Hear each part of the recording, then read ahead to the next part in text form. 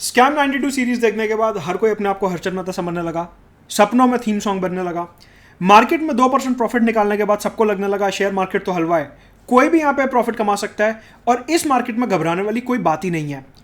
2020 में लॉकडाउन लगा, थोड़े टाइम के लिए मार्केट गिरी और उसके बाद रोज मार्केट ऊपर जाने लगी, कई शेयर अपर सर्किट मारने लगे और सबको ऐसा लगने लगा कि बस अभी यहाँ पे सोने चांदी की बहार होने वाली है और शेयर मार्केट से ज्यादा आसान चीज कोई है ही नहीं पैसा कमाने के लिए। सब लोगों ने अपने डीमैट अकाउंट खुलवा लिए और इंस्टाग्राम पे एक अलग लहर शुरू हो गई, पेजेस की, टेलीग्राम पे नए ग्रुप्स की, जहां पे हर कोई शेयर टिप्स बांटने लगा और अलग अलग ग्रुप्स बनने लगे ये सारे इन्वेस्टमेंट के डिस्कशन के लिए। फास्ट फॉरवर्ड 2020 जनवरी 2022 से मार्केट गिरना शुरू हुआ। उसके बाद सबको समझ आया कि शेयर मार्केट इतना केक वॉक नहीं है जितना लग रहा था। मार्केट लगातार गिरता जा रहा है, वॉलिटिलिटी मेंटेन्ड है। जनवरी 2022 से लेकर जून 2022 तक पिछले 6 महीने में अप्रॉक्सली 12% मार्केट गिर चुका है। निफ्टी 50 जो है 12% अप्रॉक्सली गिर चुका है और इन्वेस्टर्स को यहां पे काफी हेवी लॉसेस हो रहे हैं। बहुत से इन्वेस्टर्स मार्केट छोड़ चुके हैं और लॉसेस जो हैं वो बढ़ते जा रहे हैं because of the price volatility. क्यों हो रहा है ये सब? क्या फैक्टर्स रिस्पॉन्सिबल हैं? इंडियन इकोनॉमी के लिए क्या चिंताजनक बातें हैं और मेंस एग्जामिनेशन में किस तरीके से यहां से सवाल निकलेगा, ये सारी बातें इस पर्टिकुलर वीडियो में करेंगे। प्रेजेंटेड बाय मैं गुप्ता। अनअकैडमी सब्सक्राइब करने के लिए user referral code Madhud Gupta 10% discount के लिए डिस्क्रिप्शन बॉक्स में टेलीग्राम चैनल का लिंक दिया, डू जॉइन दैट। अनअकैडमी पे अनलॉक 20 ऑफर चालू है, जहां पे अगर आप सब्सक्राइब कर रहे हैं तो आपको 10 नहीं 20% का डिस्काउंट मिलेगा, लेकिन ये ऑफर सिर्फ 30 जून तक वैलिड है। इसके अलावा 178 प्लस सिलेक्शन से इस बार अनअकैडमी से 2021 में, so do subscribe to Unacademy using the referral code Madhud Gupta. Mains essay और ऑप्शनल की टेस्ट सीरीज ऑलरेडी चालू है। मेंस मेंटरशिप प्रोग्राम जहां पे आपको पर्सनलाइज गाइडेंस मिलेगी अनअकैडमी के टॉप एजुकेटर्स द्वारा, so do join this mains mentorship program as well. Also नए बैचेस शुरू हो रहे हैं 29 जून से इंग्लिश, हिंदी और बाइलिंगुअल में, जहां पे प्री मेंस और इंटरव्यू के पॉइंट ऑफ व्यू से पूरा सिलेबस कवर किया जाएगा। ऑप्शनल कार्निवल चालू है, मतलब कि ऑप्शनल के कई सारे बैचेस लॉन्च हो रहे हैं इंग्लिश, हिंदी और बाइलिंगुअल में। आगे बढ़ने से पहले देखते हैं कि मेंस में यहाँ पे किस तरीके से क्वेश्चन बन सकता है। 2 मॉक क्वेश्चंस देखेंगे and then will move ahead to the topic. पहला क्वेश्चन बनता है, in a globalised world the interconnected economies tend to have a spill over effect. Basically वो ये कह रहे हैं कि अगर हमारी इकोनॉमीज जो है ग्लोबलाइज्ड हैं, इंटरकनेक्टेड हैं, तो अगर एक इकोनॉमी में कुछ नेगेटिव हो रहा है तो दूसरी इकोनॉमी में उसका ऑलरेडी स्पिल ओवर हमारे को देखने को मिलेगा। मतलब कि एक जगह अगर कुछ खराब हो रहा है तो दूसरी जगह हमारे को उसका असर देखने को मिलेगा। मतलब कि चाइना में अगर लॉकडाउन लग रहा है, रशिया यूक्रेन में क्राइसिस आ रहे हैं, रशिया यूक्रेन की वॉर हो रही है, सप्लाई चेन अगर चाइना और रशिया में डिस्टर्ब हो रही है तो उसका impact India, US, middle east वगैरह पे भी पड़ने वाला है। ऐसा एक क्वेश्चन कहता है इसको एल्यूसिएट करो। तो इसका आंसर क्या होगा अभी मैं आपको बताऊंगा। Second mock question same answer के साथ, आंसर सेम रहेगा, बस क्वेश्चन की लैंग्वेज अलग हो सकती है। तो सेकंड क्वेश्चन क्या बनेगा, analyse the factors responsible for deterioration of the capital base in the Indian capital market. मतलब कि इस क्वेश्चन का आसान मतलब यह है कि कैपिटल मार्केट में ये जो अपना शेयर बाजार वगैरह यहाँ पे लोगों ने जो पैसा लगा रखा है वो इरोड हो रहा है, मतलब कि उसकी वैल्यू कम हो रही है, पोर्टफोलियो लाल में जा रहा है। तो इसके लिए क्या क्या फैक्टर्स रिस्पॉन्सिबल हैं वो हमारे को यहाँ पे एनालाइज करने हैं। सेकंड क्वेश्चन ये, deterioration of the capital base का मतलब है कि इन्वेस्टर ने जो पैसा लगा रखा है, आपके हमारे ऐसे आम इन्वेस्टर ने जो पैसा लगा रखा है मार्केट में, वो पैसा डूब रहा है, सारा पोर्टफोलियो लाल में जा रहा है, उसके क्या फैक्टर्स रिस्पॉन्सिबल है। सेकंड क्वेश्चन वो पूछ रहा है। ऑलमोस्ट दोनों का सेम आंसर है, डिस्कस करते हैं कि क्या एग्जैक्टली पॉइंट्स हैं। राइट, तो सबसे पहले जनवरी 2022 से लेकर जून 2022 तक अप्रॉक्सली 11 से 12% तक निफ्टी 50 इंडेक्स जो है वो गिर चुका है। मतलब कि जो हमारा निफ्टी इंडेक्स है वो अप्रॉक्सली 11% से गिर चुका है। बेसिकली जितनी भी कंपनीज हैं शेयर बाजार में उनको हम 3 तरीके से कैटेगराइज कर सकते हैं, large cap companies, mid cap companies and small cap companies.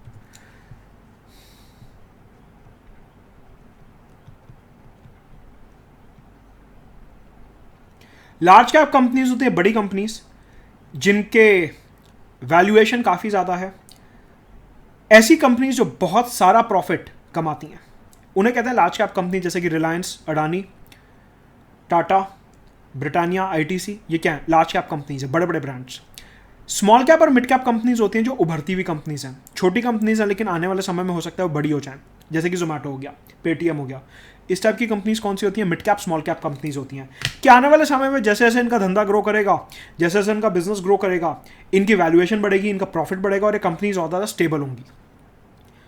हमेशा ध्यान रखिए कि जब भी मार्केट गिरता है, और ये इंडियन कैपिटल मार्केट के एनालिसिस के पॉइंट ऑफ व्यू से काफ़ी इंपॉर्टेंट है, इंटरव्यू में भी यहाँ पे सवाल निकल सकता है, तो यहाँ पे समझना है कि जब भी मार्केट गिरता है तो उस टाइम पे लार्ज कैप कंपनीज जो होती हैं वो कम गिरती हैं, मतलब कि रिलायंस का शेयर जो है वो कम गिरेगा और Zomato type, Paytm type companies का शेयर जो है वो ज़्यादा गिरेगा। उसका कारण ये होता है कि इन्वेस्टर को ये लगने लगता है कि जो बड़ी कंपनी होती है रिलायंस टाटा जैसी, इनके पास बहुत सारा पैसा है, तो अगर मार्केट में स्लो डाउन है भी तो ये तो सब कुछ झेल लेंगे, इनके पास तो ट्रक भर भर के पैसा है। लेकिन अगर हम छोटी कंपनी की बात करते हैं, जोमेटो, पेटीएम, इस टाइप की छोटी कंपनीज की बात करते हैं, इनके पास कैपिटल काफ़ी कम होता है, ये काफ़ी लिमिटेड कैपिटल पे काम कर रहे होते हैं as compare to Reliance Tata. मतलब रिलायंस टाटा तो पूरा का पूरा शेयर खरीद सकते हैं, वो इतनी बड़ी कंपनीज हैं। लेकिन जोमेटो, पेटीएम तो ऑलरेडी लॉस में चलने वाली कंपनीज हैं, या फिर दूसरी कंपनीज अगर हम देखें, बहुत सारी कंपनीज हैं छोटी छोटी कंपनीज जो बहुत ज़्यादा कैपिटल रिच कंपनीज नहीं होती। तो इन्वेस्टर को ऐसा डर लगने लगता है कि अगर स्लो डाउन आ गया तो इनके पास ज़्यादा पैसा नहीं है सस्टेन करने के लिए, हो सकता है कि इनका धंधा कल को चौपट हो जाए। तो इस तरीके से जब भी मार्केट नीचे गिरने लगती है तो जो लार्ज कैप कंपनीज होती हैं, जो बड़ी कंपनीज होती हैं, वो हमेशा कम गिरती हैं, और जो छोटी companies, mid cap, small cap companies होती हैं, ये हमेशा ज़्यादा गिरती हैं। ये एक चीज़ आप ध्यान रखना, और इसका इकोनॉमिक रीज़न क्या है वो मैंने आपको यहाँ पे बता दिया है। इसके अलावा यहाँ पे इसी पॉइंट का एक और फैक्टर है कि बड़ी कंपनीज का जो रेट होता है वो हमेशा कम गिरता है और छोटी कंपनीज का ज़्यादा गिरता है। उसका कारण ये होता है कि जो बड़े बड़े इंस्टीट्यूशंस होते हैं, जैसे कि मुथूट फाइनेंस, अपना मनापुरम, या फिर बजाज, LIC वगैरह, इस टाइप की जो बड़ी बड़ी कंपनीज होती हैं, जो इंस्टीट्यूशंस होते हैं, म्यूचुअल फंड्स होते हैं, ये हमेशा पैसा बड़ी कंपनी में ज़्यादा लगाते हैं और छोटी कंपनी में कम लगाते हैं, क्योंकि इंस्टीट्यूशन हज़ारों करोड़ों रुपए एक साथ बड़ी कंपनी में लगाता है। तो इसलिए जब डाउनफॉल आता है तो छोटी कंपनी ज़्यादा गिरती है, बड़ी कंपनी कम गिरती है। उसका कारण ये होता है कि जो इंस्टीट्यूशन है, ये बजाज टाइप इंस्टीट्यूशंस जो है, इन्होंने सारा का सारा पैसा जो है अपना वो बड़ी कंपनी में लगा रखा है, स्टेबल कंपनी में लगा रखा है। तो इस वजह से बड़ी कंपनी जो है स्टेबल रहती है, और जब डाउनफॉल आता है मार्केट में, जब बियरिश रन आता है, उस टाइम पे जो बड़ी कंपनीज होती हैं वो बहुत ज़्यादा फॉल नहीं करती। स्मॉल और मिड कैप कंपनीज जो होती हैं दे फॉल मोर। उसका कारण ये होता है कि आपके हमारे ऐसा जो छोटा इन्वेस्टर है उसे रिटेल इन्वेस्टर बोला जाता है। देखिए, अगर आप बिजनेस पेज पढ़ते हैं अखबार का, तो वहां पे आपको एक वर्ड देखने को मिलेगा, रिटेल इन्वेस्टर। रिटेल इन्वेस्टर का मतलब होता है छोटा इन्वेस्टर, जो आपके हमारे ऐसा एक छोटा इन्वेस्टर है जो 1000, 2000, 10,000, 15,000 रुपए लगा रहा है, उसे कहते हैं रिटेल इन्वेस्टर। तो हम जैसा जो छोटा इन्वेस्टर होता है वो यूजुअली जो पैसा लगाता है वो स्मॉल कैप और मिड कैप कंपनी में लगाता है, क्योंकि इनके शेयर सस्ते होते हैं। जोमेटो का शेयर 60 रुपए का चल रहा है, या फिर अगर हम दूसरी कंपनीज देखें 5-5 रुपए, सुजलॉन एनर्जी और ये सब 5-5, 6-6 रुपए के शेयर, 10 रुपए के शेयर, 15 रुपए के शेयर, 30 रुपए के शेयर, ये सारे सस्ते शेयर होते हैं। जो छोटा इन्वेस्टर होता है, small cap mid cap investor होता है, वो ऐसी छोटी कंपनी में पैसा लगाता है कि यार कम से कम मैं 30 रुपए का शेयर खरीद रहा हूं, मेरे को कुछ मिल तो रहा है। अब रिलायंस का एक शेयर 2700 रुपए का पहुंचा हुआ है, टाटा का एक शेयर, TCS का ले लो 3700 रुपए का पहुंचा हुआ है, इन्फोसिस का एक शेयर 1400-1500 रुपए पे है, ब्रिटानिया का एक शेयर 3700-3600 पे चल रहा है, MRF का एक शेयर 90,000 रुपए का है, 70 से 90,000 रुपए के बीच में वो वेरी करता है। इतने महंगे शेयर जो है हम जैसा इन्वेस्टर, छोटा इन्वेस्टर नहीं खरीद सकता। कहने का मतलब यह है कि जो रिटेल इन्वेस्टर होता है वो हमेशा सस्ता शेयर ढूंढता है। इस वजह से क्या होता है कि जो लार्ज कैप कंपनीज होती है, जो बड़ी बड़ी कंपनीज होती हैं, वहां पे ये जो बड़े बड़े इंस्टीट्यूशन होते हैं, Bajaj finance, pension fund, mutual fund वगैरह, ये यहाँ पे पैसा लगाते हैं। और जो small cap mid cap companies होती हैं, small and mid cap companies होती हैं, यहाँ पे हमेशा जो है स्मॉल इन्वेस्टर, आपके हमारे ऐसा छोटा इन्वेस्टर जो है वो पैसा लगाता है। तो जब भी मार्केट गिरती है हम लोग पैनिक कर जाते हैं और हम अपना सारा पैसा निकाल लेते हैं कि नहीं नहीं शेयर मार्केट तो खराब चीज़ है। मम्मी पापा सही बोलते थे, यहाँ पे पैसा लगाओगे तो डूबोगे डूबोगे। हर्षद मेहता ने जो किया वो किया, लेकिन हम ये नहीं कर सकते। इसका मतलब है कि हमारे को शेयर मार्केट से निकल लेना चाहिए और फिक्स डिपॉजिट गोल्ड में पैसा लगा देना चाहिए। मम्मी पापा एकदम सही बोलते थे। कहने का मतलब है जैसे ही मार्केट गिरती है हम छोटी कंपनी में से पैसा निकाल लेते हैं। अब लेकिन इंस्टीट्यूशन जो है वो तो बड़ा प्लेयर है, वो मार्केट में ही रहेगा, वो कहेगा मेरा तो रोज का काम है, मार्केट 5-10% ऊपर नीचे जा भी रहा है तो मेरे को कोई फर्क पड़ता नहीं है उस बात से। कहने का मतलब है कि इंस्टीट्यूशंस जो है वो मार्केट में स्टेबिलिटी लाते हैं और इनका मेजॉरिटी पैसा जो होता है लार्ज कैप कंपनी में लगा होता है। इस वजह से जो बड़ी कंपनी होती है ये हमेशा स्टेबल होती हैं और जो छोटी कंपनी होती हैं वो हमेशा अनस्टेबल होती हैं, क्योंकि इंस्टीट्यूशन यहाँ पे ज्यादा पैसा नहीं लगाता। यहाँ पे जो सबसे ज्यादा पैसा लगाते हैं आपके हमारे से छोटे इन्वेस्टर लगाते हैं, 10, 15, 20 हज़ार रुपए लगाने वाले, राइट।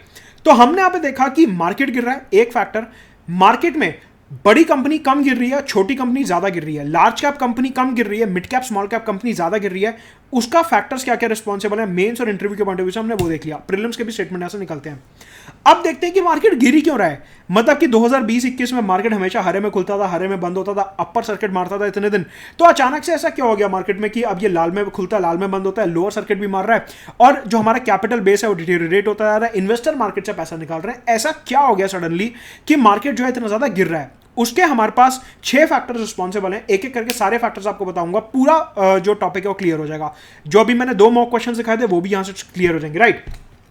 सबसे पहला फैक्टर है इन्फ्लेशन का, महंगाई का।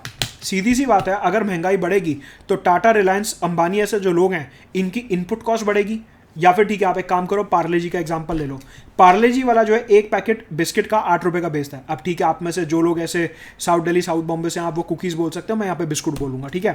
तो इधर जो है सपोज करिए ये जो पार्ले जी की फैक्ट्री है एक 8 रुपए का बिस्कुट का पैकेट बेच रही है। पहले जब गेहूं सस्ता था तो इसको 4 रुपए का इनपुट पड़ता था, अभी ये पड़ रहा है 7 रुपए का।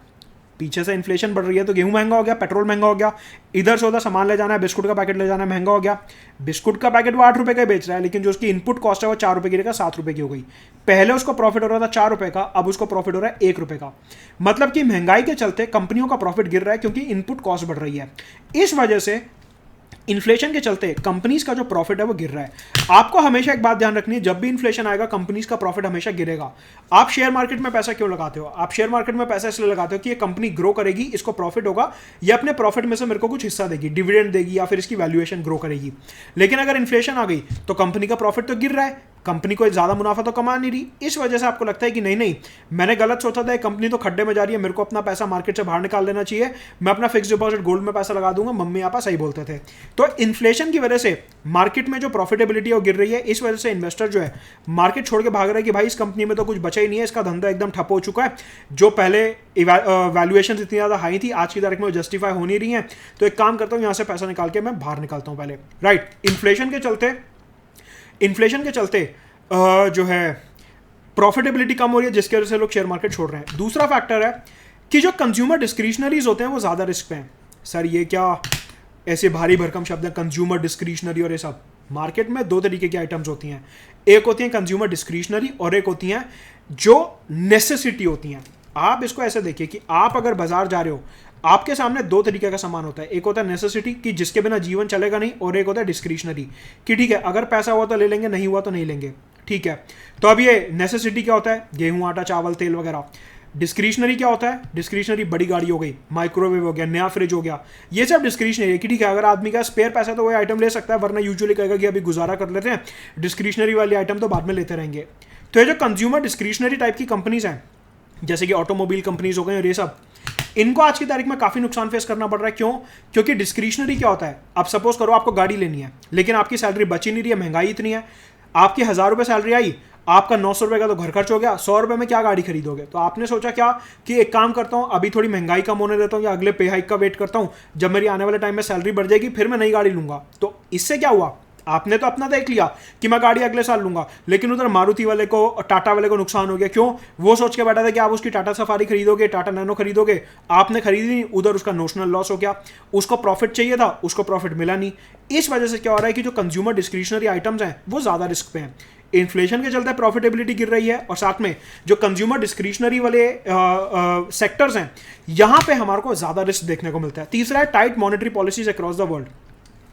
टाइट मॉनेटरी पॉलिसी का मतलब होता है कि जो RBI, US federal reserve, European bank, bank of England, bank of Japan, इस टाइप के जो बैंक्स हैं ये अपनी मॉनेटरी पॉलिसी टाइट कर रहे हैं। They are following a hawkish monetary policy.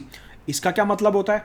इसका मतलब ये होता है कि जो बैंक आपको उधारी में पैसा देगा वो ज्यादा रेट ऑफ इंटरेस्ट पे देगा।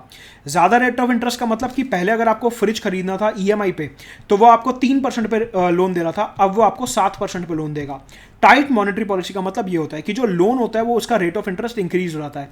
या फिर अगर आप पहले होम लोन 7% पे ले रहे थे, अब टाइट मॉनेटरी पॉलिसी के बाद वो आपको होम लोन जो है 12% पे देगा। अब आप क्या कहोगे, भाई इतना ब्याज देने के लिए मेरे पास पैसा नहीं है, मैं जब बाद में इंटरेस्ट रेट सस्ता होगा तब घर खरीद लूंगा, तब नई गाड़ी खरीद लूंगा, अभी नहीं खरीद रहा। तो बेसिकली टाइट मॉनेटरी पॉलिसी के चलते क्या हो रहा है, धंधे इंपैक्ट हो रहे हैं, बिजनेसेस इंपैक्ट हो रहे हैं, और उनकी प्रॉफिटेबिलिटी इंपैक्ट हो रही है। कैसे? आप गाड़ी खरीदोगे नहीं, मारुति वाले को, बजाज ऑटो वाले को, और इधर ये टाटा मोटर को प्रॉफिट होगा नहीं, इनको प्रॉफिट होगा नहीं, तो शेयर इन्वेस्टर जो पैसा निकालेगा वो क्या कहेगा, यार इनको प्रॉफिट नहीं हो रहा तो मैं शेयर मार्केट में पैसा लगाऊं क्यों, मैं तो फिक्स डिपॉजिट में लगाऊंगा, वहां पे कम से कम मेरे को ब्याज का पैसा तो मिल रहा है, या गोल्ड में लगाऊंगा उसकी वैल्यू तो बढ़ रही है, कंपनी तो खड्डे में जा रही है, उसको नुकसान हो रहा है, आप गाड़ी खरीद नहीं रहे, कंपनी को प्रॉफिट हो नहीं रहा। इस वजह से वो क्या कहेगा कि अभी टाइट मॉनेटरी पॉलिसी चल रही है, लोग लोन लेके सामान खरीद नहीं रहे, इस वजह से मैं अभी शेयर मार्केट से पैसा बाहर निकाल रहा हूं। तो ये तीसरा फैक्टर है कि क्यों हमारी जो शेयर बाजार है वो गिर रहा है। चौथा फैक्टर है ग्लोबल ग्रोथ काफी कम हो चुकी है। मतलब कि यूएस के राष्ट्रपति जो बाइडेन और वहां के फेडरल रिजर्व ने साफ बोल दिया कि यूएस जो है रिसेशन की तरफ बढ़ रहा है। रिसेशन की तरफ बढ़ रहा है, इसका मतलब यह है कि वहां पे स्लो डाउन हो चुका है, मतलब कि वहां की इंडस्ट्री वगैरह ज्यादा काम कर नहीं रही है। अब आप खुद सोचो, यूएस की अगर इंडस्ट्री ठीक से नहीं चल रही है, वहां की इंडस्ट्री बहुत ज़्यादा मुनाफा नहीं कमा रही है, तो इससे क्या होगा, हमारी जो Infosys, TCS, Wipro, tech Mahindra type companies हैं जो यूएस को आईटी सर्विसेज प्रोवाइड करती हैं, या फिर जो हमारी बैंकिंग फाइनेंशियल सर्विसेज कंपनीज हैं जो उधर बैंकिंग फाइनेंशियल सर्विसेज प्रोवाइड करती हैं, उनको काम नहीं मिलेगा। कहने का मतलब है अगर यूएस में स्लो डाउन आएगा तो हमारी जो Infosys, TCS, tech Mahindra, Wipro type companies हैं उनको उधर से कॉन्ट्रैक्ट नहीं मिलेगा नया सॉफ्टवेयर बनाने का, तो हमारी इधर आईटी कंपनीज का जो है प्रॉफिटेबिलिटी कम होगा। अगर इनका प्रॉफिटेबिलिटी कम होगा तो ये क्या कहेंगे कि भाई नहीं, अभी हमारे को ज्यादा प्रॉफिट नहीं हो रहा, अब इनको प्रॉफिट नहीं होगा तो आप शेयर बाजार में इन्फोसिस, टीसीएस, टेक महिंद्रा और विप्रो के शेयर्स खरीदोगे नहीं, शेयर मार्केट अपने आप डाउन जाएगी। मतलब कि ग्लोबलाइजेशन का इंपैक्ट हमारी इकोनॉमी पे पड़ रहा है, स्लो डाउन आ रहा है यूएस में, इंपैक्ट हो रही है हमारी इकोनॉमी। फॉर एग्जांपल सपोज करिए टाटा स्टील नाम की कंपनी है, वो यूएस को स्टील प्रोवाइड करती थी। अब यूएस ने क्या बोला कि भैया हमारे यहाँ तो स्लो डाउन आ गया है, हमारी इंडस्ट्री फैक्ट्री कुछ बन नहीं रही, नए घर बन नहीं रहे, नया बिजनेसमैन आ नहीं रहा मार्केट में। इससे क्या होगा, टाटा स्टील जो उधर यूएस में स्टील भेज रहा था वो भेजना बंद हो गया, टाटा स्टील की प्रॉफिटेबिलिटी कम हो गई। टाटा स्टील की प्रॉफिटेबिलिटी कम हो गई, जिंदल स्टील की प्रॉफिटेबिलिटी कम हो गई, तो आप इन्वेस्टर क्या कहोगे कि इनकी तो प्रॉफिटेबिलिटी है ही नहीं, इनकी बैलेंस शीट नुकसान में जा रही है, मेरे को इधर पैसा लगानी नहीं है। खैर ये मैं मजाक की बातें कर रहा हूं, आप कोई बैलेंस शीट देख के पैसा नहीं लगाते हो, आप तो इंस्टाग्राम, टेलीग्राम की टिप देख के पैसा लगाते हो, मेरे को पता है वो बात। लेकिन फिर भी जब टाटा स्टील का एक्सपोर्ट जो है वो कम हो जाएगा तो फिर उसकी प्रॉफिटेबिलिटी गिर जाएगी, बैलेंस शीट खराब हो जाएगी, इन्वेस्टर कहेगा मेरे को इसमें पैसा लगाने नहीं है, मैं एफडी और गोल्ड में पैसा लगा दूंगा, वो निकल जाएगा। इसके अलावा सप्लाई चेन डिस्ट्रप्शन अगला फैक्टर है, पांचवा factor supply chain disruption. Supply chain disruption का मतलब है कि जितना भी सामान मैन्युफैक्चर होता है ना वो सारा एक जगह पे नहीं होता। फॉर एग्जांपल अगर टाटा मोटर को गाड़ी बनानी है, उनका स्टील कहीं और से आएगा, जो कांच है वो कहीं और से आएगा, उनके अंदर जो ये सिलिकॉन, प्लास्टिक वगैरह पॉलीमर लग रहे हैं वो कहीं और से आएगा, वायर्स जो लग रही हैं कहीं और से आएंगी, बैटरी कहीं और से आएगी, सेमीकंडक्टर की चिप्स कहीं और से आएंगी, और फिर जब वो सारा सामान आ जाएगा तो एक जगह पे गुजरात में या कहीं पे वो मैन्युफैक्चर असेंबल होके गाड़ी तैयार हो जाएगी। इसे कहते हैं सप्लाई चेन। कि अगर आपको एक बड़ी चीज़ बनानी है उसके जो छोटे छोटे कंपोनेंट्स होते हैं वो कहीं बाहर से आते हैं, पीछे से आते हैं। आजकल चाइना में लॉकडाउन बढ़ रहा है क्योंकि वहाँ पे कोविड के केसेस बढ़ गए हैं, तो चाइना में, शंघाई वगैरह में लॉकडाउन लगा हुआ है। साथ में रशियन क्राइसिस बढ़ रहे हैं, रशिया यूक्रेन में क्राइसिस बढ़ रहे हैं। आपको पता है कि वहाँ पे पूरा अलग जो है रशियन इन्वेजन ऑफ यूक्रेन चालू है। इस वजह से दुनिया में सप्लाई चेन डिस्ट्रप्शन चल रहा है। चाइना जो है फॉर एग्जांपल, जो हमारे यहाँ ऑटोमोबाइल बनता है उसकी जो सिलिकॉन सेमीकंडक्टर की चिप होती है वो चाइना से बहुत ज़्यादा इंपोर्ट करते हैं। चाइना में लॉकडाउन लग गया, इसका मतलब यह है कि पीछे जो सेमीकंडक्टर की चिप आ रही थी हमारी गाड़ियों के लिए, हमारे इलेक्ट्रॉनिक गैजेट्स के लिए, वो नहीं आ रही, जिसकी वजह से गाड़ियों की सप्लाई एडिक्वेट नहीं हो रही, जिसकी वजह से हमारे इलेक्ट्रॉनिक प्रोडक्ट्स जो हैं वो ठीक से बन नहीं पा रहे। अब आप सपोज करो शेयर मार्केट पे कंपनी है हेवल्स करके, आपने ऐड देखा होगा उसका। हेवल्स को सपोज करो अपना कोई इलेक्ट्रॉनिक प्रोडक्ट बनाना है, कोई स्मार्ट लाइट बनानी है, कोई स्मार्ट टोस्टर बनाना है, कोई मिक्सी बनानी है, ऐसा कुछ बनाना है। उसको चाहिए सेमीकंडक्टर की चिप। उसने चाइना फ़ोन करा, उसने कहा कि भैया ये चिप भिजवा दो मेरे को। चाइना वालों ने बोला अभी तो इधर लॉकडाउन चालू है, हम चिप भिजवा नहीं सकते। हेवल्स क्या कहेगा, वो ना तो टोस्टर बेच पाएगा अपना, ना मिक्सी बेच पाएगा, ना सैंडविच ग्रिलर वगैरह बेच पाएगा। इससे क्या होगा, हेवल्स का प्रॉफिट नीचे आएगा। क्यों, सामान बिक नहीं रहा तो प्रॉफिट आएगा कहाँ से, कोई फ्री में तो पैसा देगा नहीं। इसका मतलब यह है कि आप शेयर मार्केट में हेवल्स का शेयर नहीं खरीदोगे। उससे क्या हो रहा है, हेवल्स का शेयर नीचे जा रहा है, मार्केट क्रैश कर रही है। और ऐसा हर कंपनी के साथ हो रहा है। कहने का मतलब है सप्लाई चेन डिस्ट्रप्शन के चलते कंपनीज की प्रॉफिटेबिलिटी काफ़ी गिर गई है, जिसकी वजह से शेयर मार्केट नीचे जा रहा है। आखिरी फैक्टर है ग्लोबल स्लोडाउन। बेसिकली रुपी जो है वो काफ़ी ज़्यादा डेप्रिशिएट हो गया और आज जो है रुपया वो 78.5 को क्रॉस कर गया था। $1 78.5 को क्रॉस कर गया था। मतलब कि रुपया जो अपने लोएस्ट पे चल रहा है। ऐसा माना जाता है कि अगर रुपया डेप्रिशिएट कर रहा है तो उससे हमारे एक्सपोर्ट्स बढ़ते हैं, लेकिन ये बात कहीं ना कहीं गलत साबित हो सकती है। उसका कारण ये है कि दुनिया में जो है काफ़ी ज़्यादा स्लो डाउन चल रहा है। एक्सपोर्ट्स तब बढ़ते हैं आपके जब बाहर की कंट्री को डिमांड करें। मैंने आपको क्या बताया कि यूएस, यूरोप वगैरह में रिसेशन आ सकता है। रिसेशन का मतलब यह है कि जो हमारे अलग अलग कंपनीज बाहर सामान बेचते थे, बाहर की कंट्रीज में शायद इतना ज़्यादा डिमांड हो ही ना आज की तारीख में। रीज़न बीइंग कि रुपी बहुत ज़्यादा डिप्रिशिएट हो रहा है, वो तो एक फैक्टर है, उससे हमारे एक्सपोर्ट बढ़ने चाहिए, वो सही बात है। लेकिन क्योंकि बाहर बहुत ज़्यादा स्लो डाउन चल रहा है, बाहर बहुत ज़्यादा रिसेशन आया हुआ है, इस वजह से उनकी जो डिमांड है इंडियन प्रोडक्ट्स की वो काफ़ी कम हो सकती है। उनकी जो डिमांड है इंडियन प्रोडक्ट्स की वो काफ़ी कम हो सकती है, जिसके चलते हमारे जो एक्सपोर्ट्स हैं वो डिक्लाइन कर सकते हैं। अगर हमारे एक्सपोर्ट्स डिक्लाइन करेंगे तो हमारी कंपनीज की जो प्रॉफिटेबिलिटी है वो कम होगी और लोग शेयर मार्केट से अल्टीमेटली पैसा निकालेंगे।